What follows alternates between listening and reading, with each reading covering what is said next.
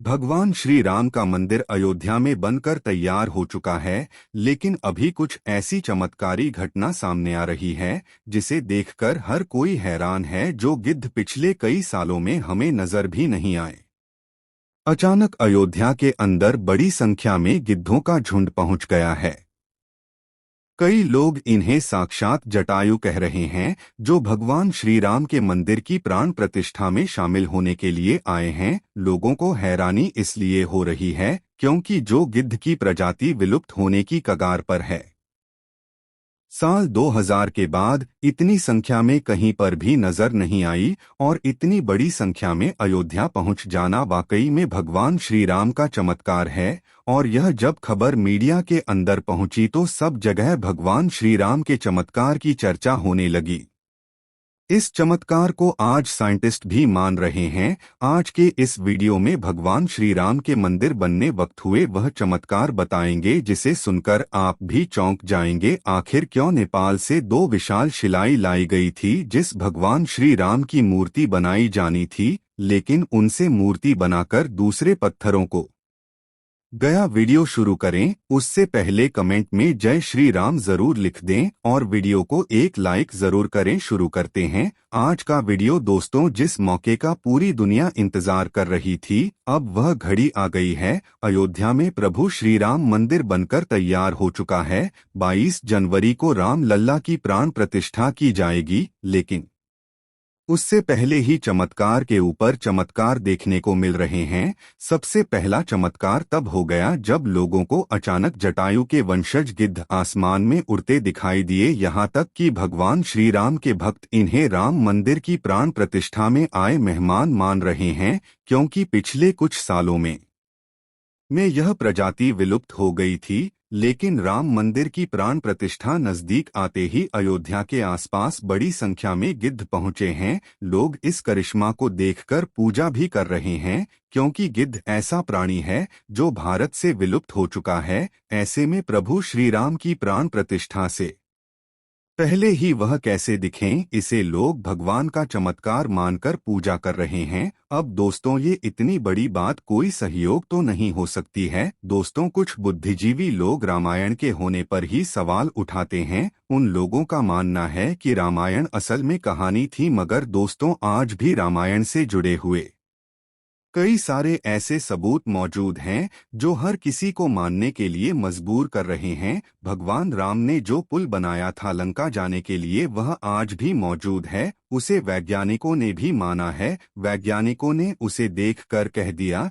कि यह कोई प्राकृतिक नहीं है, बल्कि इंसानों द्वारा बनाया गया है। और इस जगह पर वह पुल बनाया गया था, वह आज भी उसी जगह पर मौजूद है। उस समय भगवान श्री राम ने अपने चमत्कार से पत्थर को पानी के अंदर तैरा दिया था, और उन तोड़ते हुए पत्थरों पर कदम रख के वानर सेना लंका में गई थी। दूसरा सबसे बड़ा सबूत रावण की लंका है। रावण की लंका का आज भी मौजूद है, और यह चमत्कार भी बहुत बड़ा सबूत है। जटायु गिद्ध प्रजाति से ताल्लुक रखते थे। वहीं जटायु भगवान श्री राम के परम भक्त थे। दोस्तों, जटायु और भगवान श्री राम के बारे में रामायण में भी कई बार हमें जिक्र मिलता है। त्रेता युग में जब भगवान श्री राम को अपने पिता द्वारा वनवास का आदेश मिला था, तब पंचवटी में भगवान श्री राम की पक्षीराज जटायु से मुलाकात हुई थी। पक्षीराज जटायु माता सीता को अपनी पुत्री के समान मानते थे। दरअसल जब रावण माता सीता का हरण करके ले जा रहा था, तब जटायु ने ही लंकापति रावण को सीता माता की रक्षा के लिए युद्ध किया था। वहीं जटायु जिन्होंने अपने पंखों से रावण को बहुत चोट पहुंचाई थी, रावण के शरीर को जटायु ने लहूलुहान कर दिया था। इस संघर्ष में जटायु ने अपने प्राणों की आहुति दी थी।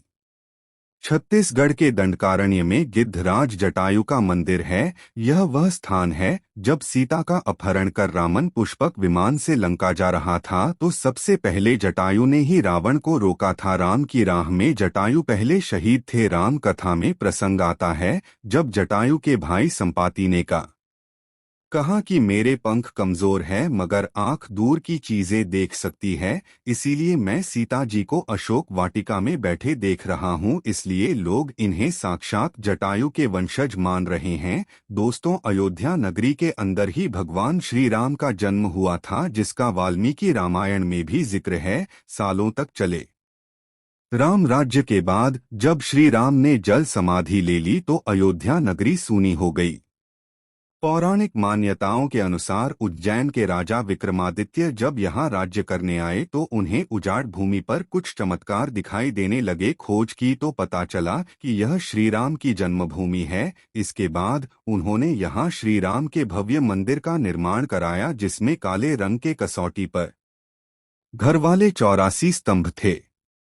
समय समय पर यहाँ राजाओं मंदिर की देखभाल की, लेकिन 14वीं शताब्दी में जब भारत में मुगलों का शासन हुआ तो श्री राम जन्मभूमि को नष्ट कर वहाँ बाबरी मस्जिद बना दी गई। 1525 में राम जन्मभूमि मंदिर को बाबर के सेनापति मीर बाकी ने ध्वस्त करवाया था। बाबरी मस्जिद जीत की 3 गुंबद थी, जिसके बाहरी हिस्से में एक चबूतरे में श्री राम के बाल स्वरूप की पूजा होती थी। इसे राम चबूतरा कहते थे। लेकिन 1950 में बाबरी मस्जिद के मुख्य गुंबद के ठीक नीचे वही मूर्ति निकली जो सदियों से राम चबूतरे पर विराजमान थी। बाबरी मस्जिद और राम जन्मभूमि मंदिर पर चले विवाद के बाद आखिरकार श्री राम की अपनी जन्मस्थली पर प्राण प्रतिष्ठा हो रही है।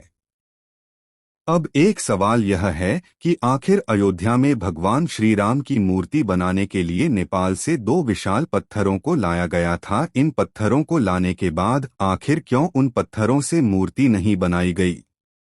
ऐसी क्या वजह थी कि नेपाल के उन 2 पत्थरों की जगह दूसरे पत्थरों का इस्तेमाल किया गया? दरअसल राम मंदिर के निर्माण का काम पूरा होने के बाद फरवरी में नेपाल के काली गंदगी तट से 2 शिलाएं अयोध्या लाई गई थी। इन 2 सही शिलाओं का वजन 14 दल और 27 टन था। दोस्तों, वास्तुशास्त्र में शुरुआत में इन शिलाओं से राम मूर्ति बनाए जाने की बात सामने आई, लेकिन बाद में पता चला कि इन शिलाओं को राम मूर्ति बनाने के लिए उचित नहीं पाया गया। भारतीय मीडिया में छपी कुछ खबरों के मुताबिक इन पत्थरों से मूर्ति नहीं बनाए जाने की एक वजह राम मंदिर से जुड़े संतों की ओर से जताई गई पट्टी थी। खबरों के मुताबिक कुछ संतों का मानना था कि इन पत्थरों को मूर्ति निर्माण में इस्तेमाल नहीं कर सकते, क्योंकि कालिंदी की चट्टानों को तोड़ा नहीं जाना चाहिए, क्योंकि वे शालिग्राम के बराबर है। हालांकि अयोध्या पहुंचे नेपाली प्रतिनिधियों के मुताबिक इन शिलाओं की तकनीकी जांच के बाद मूर्ति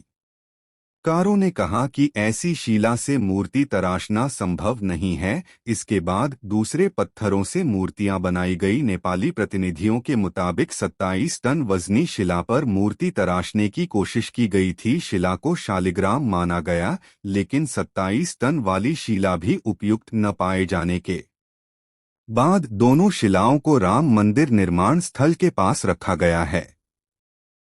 भारतीय मीडिया के मुताबिक राम मंदिर के गर्भगृह में रखने के लिए देश के अलग अलग जगहों से लाए गए पत्थरों से 3 मूर्तियां बनाई गई है। इनमें से सबसे अच्छी मूर्ति का चयन कर उसे गर्भगृह में स्थापित किया जाएगा।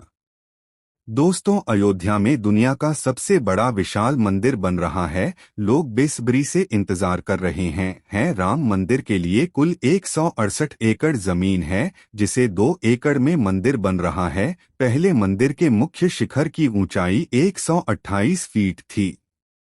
अब यह 161 फीट होगी। 3 की जगह 5 गुंबद और एक मुख्य शिखर होगा। वैसे तो साल 2020 में ही काम शुरू कर दिया गया था। प्रधानमंत्री नरेंद्र मोदी ने 5 अगस्त 2020 को अयोध्या में राम मंदिर की आधारशिला रखी थी। साल 1992 में बाबरी मस्जिद को ढा दिया गया था, जिसके बाद हिंदू पक्ष और मुस्लिम पक्ष के बीच इलाहाबाद हाई कोर्ट से लेकर सुप्रीम कोर्ट तक लंबी कानूनी लड़ाई चली। इसके बाद नवंबर 2019 में ऐतिहासिक फैसला सुनाया और आदेश दिया कि अयोध्या में विवादित जमीन पर मंदिर बनाया जाए।